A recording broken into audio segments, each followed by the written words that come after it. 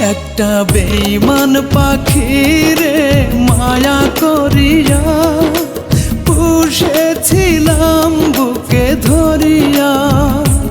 একটা বেঈমান পাখি রে স্বর্গ করিয়া বেঁচেছিলাম তার মুখ দেখিয়া।